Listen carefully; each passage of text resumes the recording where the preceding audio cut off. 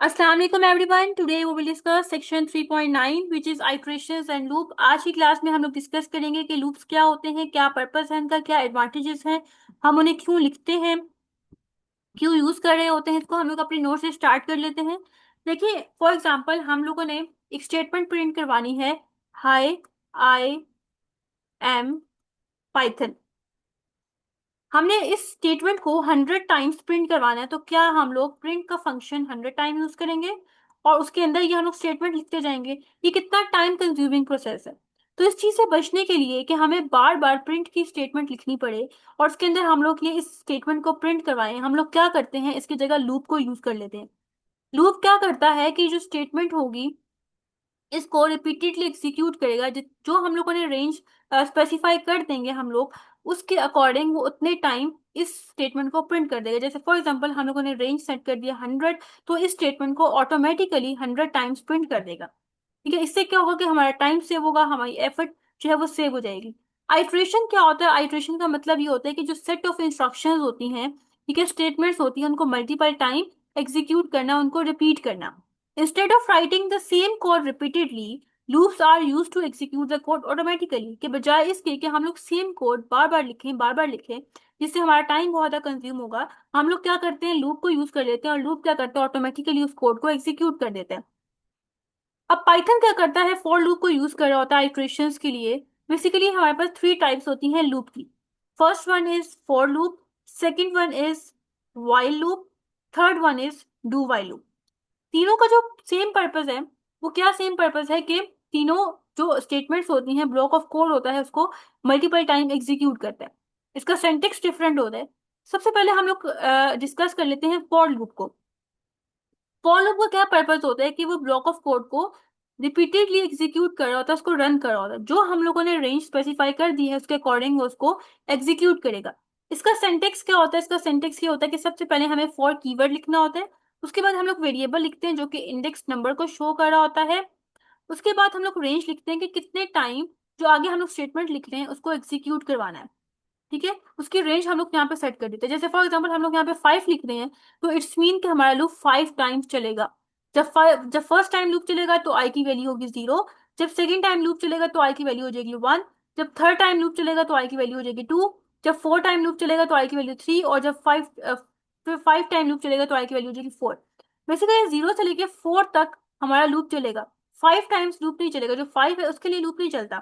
लेकिन हम लोग फिर ये कैसे कह सकते हैं कि हमारा लूप 5 टाइम चलेगा, क्योंकि वो 0 से स्टार्ट हो रहा है, इसलिए वो 4 पेंड हो रहा है। बेसिकली जो हमारा लूप है वो 5 टाइम्स ही रन होगा। यहाँ पे इसकी एक्सप्लेनेशन लिखी हुई है जो कि मैं ऑलरेडी आपको बता चुकी हूँ।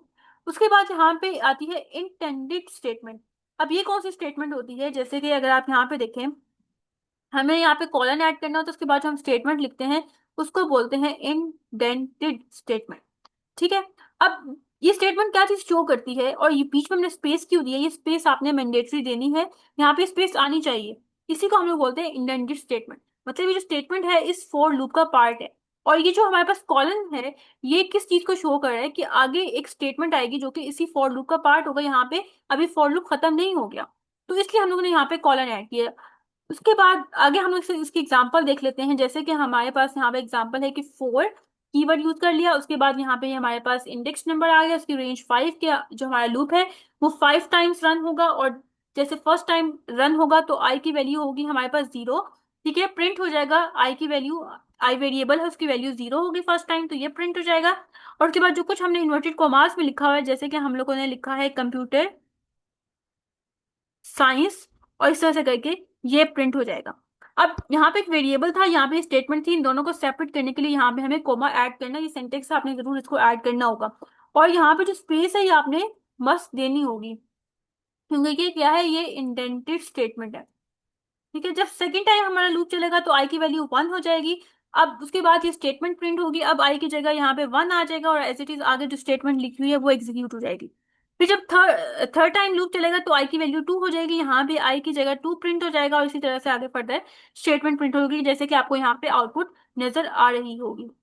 इसके आगे एक्सप्लेनेशन है जो कि मैं आपको बता चुकी हूँ कि लूप जो है वो 0 से स्टार्ट होता है, 5 टाइम्स एग्जीक्यूट होगा, और बाय डिफॉल्ट इसकी रेंज जो है वो हम लोग यहाँ पे 5 रख रहे हैं, मतलब 5 टाइम्स जो है ये जनरेट करेगा, 0 1 2 3 4। आगे ये इसी की एक्सप्लेनेशन दी हुई है कि अगर हम लोग रेंज 5 सेट कर रहे हैं तो ये क्या प्रोड्यूस करेगा, 0 1 2 3 4, क्योंकि वो 0 से स्टार्ट हो रहा है और 1 नंबर इसके अंदर इंक्रीज होता जाएगा। तो जो एंड वैल्यू होती है जैसे 5 वो इंक्लूड नहीं होती। अब हम लोग बात कर लेते हैं इंडेंटेशन इन लूप्स, मतलब वो इंटेंडेड स्टेटमेंट की बात कर रहे हैं कि statement inside the loop must be intended, के जो लूप के अंदर स्टेटमेंट होती है वो इंटेंडेड होनी चाहिए। मतलब जब हम इसको स्टार्ट कर रहे हैं तो स्पेस दे के स्टार्ट करना होता है। इन्होंने इसकी एग्जांपल भी दे दी है कि जब हम इसको स्टार्ट करेंगे यहाँ से तो उसको स्पेस देनी होगी। अब हम लोग इसकी इंपॉर्टेंस देख लेते हैं इंडेंटेशन स्टेटमेंट की, कि अगर हम इसके अंदर कोई एरर दे देंगे तो क्या होगा। ठीक है, क्योंकि हमें हमें क्यों इसको बिल्कुल ठीक करके लिखना है, इसकी क्या इंपॉर्टेंस है कि इसकी वजह से एरर्स आ रहे होते हैं। अगर हम लोग गलत तरीके से इसको इंडेंट करेंगे तो इससे एरर प्रोड्यूस होगा, इनकरेक्ट आउटपुट आएगी और लॉजिकल बग भी आ सकते हैं, लॉजिक गलत आ सकती है। क्यों, इसके पीछे क्या रीजन है, क्योंकि अगर हम लोग यहाँ से प्रिंट स्टेटमेंट स्टार्ट करेंगे तो जो लूप है वो फिर क्या होगा कि वो इसको अपना पार्ट कंसीडर नहीं करेगा, इसको नहीं लगेगा ये स्टेटमेंट मेरी ही है, मैंने ही इस स्टेटमेंट को 5 टाइम एग्जीक्यूट करना है। ओके, आगे हम लोग कॉलन की बात कर लेते हैं। जो कॉलन जो स्टेटमेंट हम लोग लिख रहे होते हैं फॉर लूप की जो स्टेटमेंट होती है उसके बाद हम लोग कॉलन ऐड करते हैं, जो कि क्या चीज शो करता है कि आगे वाला जो पार्ट है, आगे वाली जो स्टेटमेंट है वो इसी फॉर लूप का पार्ट है। ठीक है, तो colon after the for statement indicates that the following intended statement belong to for loop. ठीक हो गया, जैसे कि उन्होंने यहाँ पे एग्जांपल भी दे लिया है कि जो कॉलन है वो पाइथन को बताता है कि ये जो लूप स्टेटमेंट को ही फॉलो कर रहा है। अब आगे हम लोग रेंज वैल्यू को एडजस्ट कर सकते हैं। जैसे अभी तक तो हम लोग जस्ट वैल्यू दे देते थे कि 0 से लेके 5 टाइम तक इसको एग्जीक्यूट कर दो, लेकिन फॉर एग्जांपल हमें 0 से स्टार्ट नहीं करना, हमें 5 to 7 तक हमें लूप को एग्जीक्यूट करना है। तो फिर हम लोग क्या करेंगे, उसके लिए भी हमें स्टार्टिंग वैल्यू भी देनी होगी, हमें एंडिंग वैल्यू भी देनी होगी और हमें स्टेप साइज भी देना होगा कि हर दफा कितने नंबर जो है वो इंक्रीज करने या डिक्रीज करने। जैसे अगर हम लोग इस केस में बात करें i = 1, i = 0, i = 1, i = it's mean कि यहाँ पे जो स्टेप साइज है वो 1 है, कि हर दफा 1 नंबर इंक्रीज हो रहा है। तो हम लोग ज्यादा नंबर भी इंक्रीज कर सकते हैं, लाइक 0 आ जाए, फिर 2 आ जाए, फिर 4 आ जाए, फिर उसके बाद 6 आ जाए। तो फिर हम यहाँ पे स्टेप साइज क्या सेट करेंगे, 2 सेट करेंगे कि हर दफा 2 नंबर इंक्रीज हो जाए। तो इसको हम लोग डिस्कस कर लेते हैं। The range function can take range ले रहा होता है कि यहाँ पे स्टार्टिंग वैल्यू हम लोग ऐड करते हैं, स्टॉपिंग वैल्यू ऐड करते हैं और स्टेप साइज ऐड कर रहे होते हैं। स्टॉप में जो एंडिंग वैल्यू है वो इंक्लूड नहीं होती और स्टेप में क्या होता है कि नंबर इंक्रीज हो रहा होता है या डिक्रीज हो रहा होता है, इंक्रीमेंट वैल्यू होती है या डिक्रीमेंट हो रही होती है। ओके, डिक्रीमेंट में क्या होता है, 1 नंबर माइनस होता जाएगा या जो भी हम लोगों ने स्टेप साइज सेट किया है उसके अकॉर्डिंग वो नंबर माइनस होता जाएगा। जैसे कि यहाँ पे हम लोग क्या कर रहे हैं, फॉर कीवर्ड यूज कर रहे हैं, यहाँ पे इंडेक्स नंबर है। ठीक है, अब ये जो इंडेक्स नंबर कहाँ से स्टार्ट होगा, 11 से स्टार्ट होगा क्योंकि हमने यहाँ पे स्टार्टिंग वैल्यू दे दी है। और एंड कहाँ पे होगा, 14 पे एंड होगा क्योंकि यहाँ पे 15 इंक्लूड नहीं होगा। और यहाँ पे हमने स्टेप साइज 1 दे दिया कि हर दफा 1 नंबर ऐड होता जाए। जैसे फर्स्ट टाइम आई की वैल्यू 11 होगी, सेकंड टाइम 12 होगी, थर्ड टाइम 13 होगी, फोर्थ टाइम 14 होगी और इस तरह से करके हमारे सामने आउटपुट जनरेट हो जाएगी। फर्स्ट टाइम आई की वैल्यू 11 होगी, ठीक है, सेकंड टाइम 12 होगी, उस तरह से करके आउटपुट आ जाएगी। आगे ये इसकी एक्सप्लेनेशन है, ये वही बात है जो हम लोग ऑलरेडी डिस्कस कर चुके हैं। स्टॉपिंग वैल्यू जो है वो कभी भी इंक्लूड नहीं होती रेंज में। ओके, अब यहाँ पे अगर स्टेप साइज 2 हो जाएगा तो फिर क्या होगा, फर्स्ट टाइम आई की वैल्यू 10 होगी क्योंकि 10 से स्टार्ट हो रही है, सेकंड टाइम 12 हो जाएगी क्योंकि यहाँ पे हमने स्टेप साइज 2 दिया है। इट्स मीन कि हर दफा 2 नंबर आई की वैल्यू में इंक्रीज होगा। जैसे फर्स्ट टाइम 10 है, फिर 12 हो जाएगा, फिर 14 हो जाएगा, फिर 16 हो जाएगा और फिर 18 हो जाएगा। आगे ये इसी की एक्सप्लेनेशन दे दी है स्टेप साइज। अब वो ये कह रहे हैं कि अगर हम डिक्रीमेंट ऑपरेटर लगा ले -1 तो फर्स्ट टाइम आई की वैल्यू 5 होगी, सेकेंड टाइम 4 हो जाएगी। क्यों, क्योंकि आई की वैल्यू में -1 हो जाएगा, फिर 3 हो जाएगी, फिर 2 हो जाएगी, फिर 1। 0 के लिए ये एग्जीक्यूट नहीं होगा क्योंकि जो हमारे पास टॉपिंग वैल्यू होती है उसको वो ऐड नहीं करता। फिर उसके बाद हम लोग यहाँ पे एग्जाम्पल देख लेते हैं।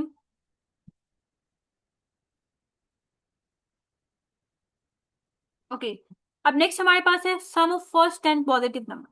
ठीक है, जो हमारे पास फर्स्ट 10 पॉजिटिव नंबर है लाइक 1, 2, 3, 4, 5, 6, 7, 8, 9, 10, इनको हमें क्या करना है, ऐड करना है। तो इसके पीछे हम क्या लॉजिक यूज करेंगे, सबसे पहले हम लोग यहाँ पे एक वेरिएबल बना लेते हैं सम नाम का, जिसको हमने वैल्यू दे दी सम, जिसको हम लोगों ने वैल्यू असाइन कर दी 0।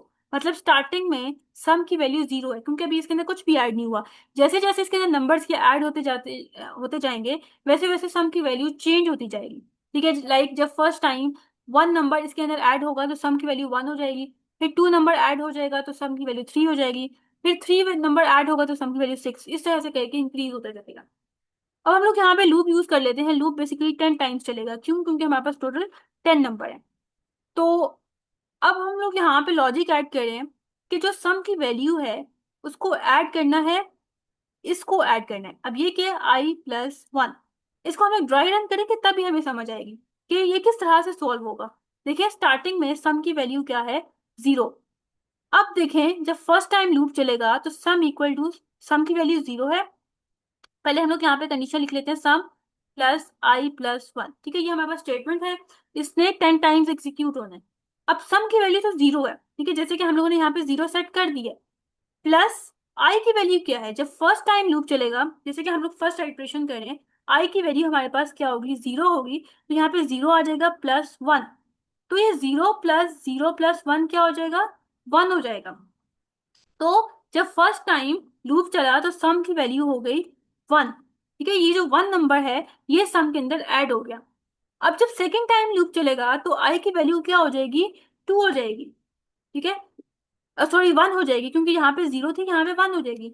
अब दोबारा से ये जो स्टेटमेंट है ये एग्जीक्यूट होगी। तो अब देखते हैं कि सम की वैल्यू क्या होगी।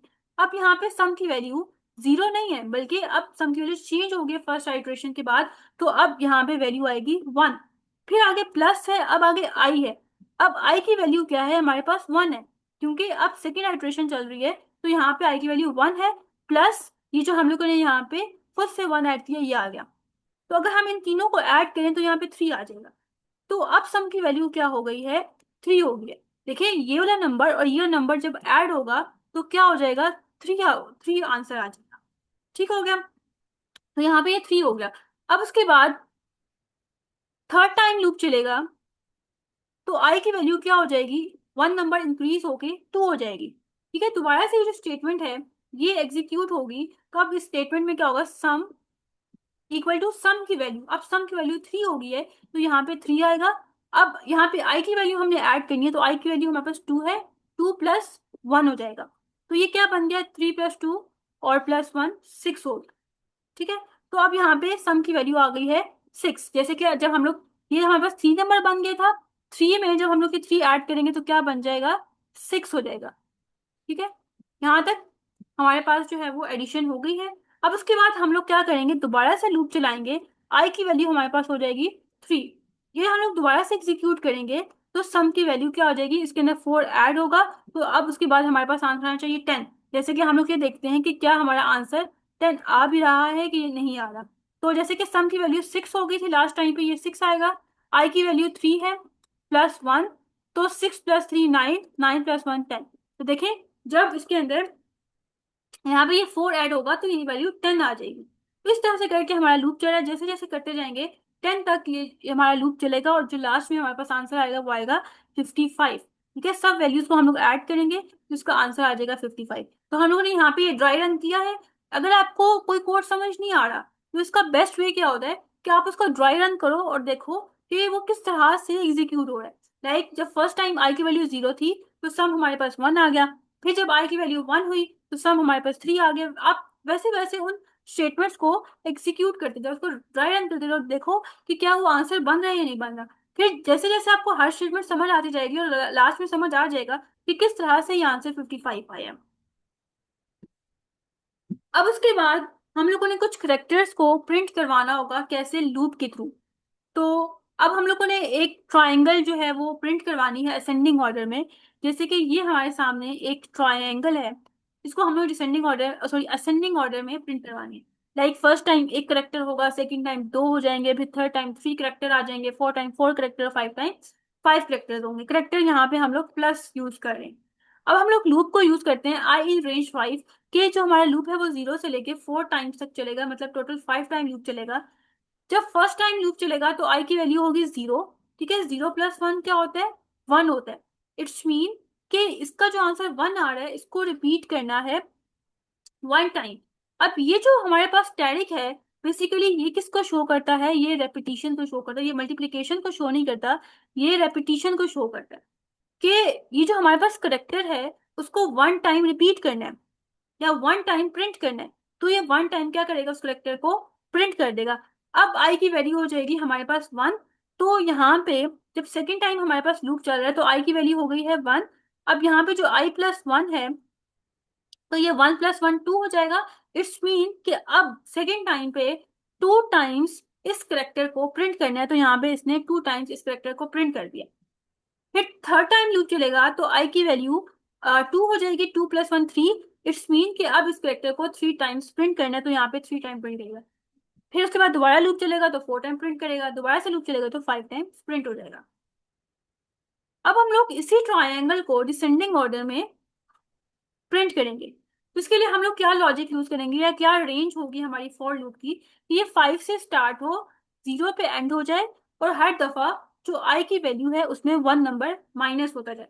अब हम इसको एग्जीक्यूट करते हैं। जैसे यहाँ पे हम लोगों ने आई प्लस वन नहीं लिखा, हम लोगों ने यहाँ पे क्यों आई प्लस वन लिखा था, इसके पीछे रीजन ये थी कि जब फर्स्ट टाइम लूप चलता है तो आई की वैल्यू जीरो होती है, तो अब जीरो, जब जीरो के टाइम जब प्रिंट होगा तो यहाँ पे भी कोई करेक्टर प्रिंट नहीं होगा, तो ताकि हमें कोई ना कोई तो नंबर आए, तो हमने जीरो में प्लस वन किया ताकि ये वन टाइम इसको प्रिंट कर दे।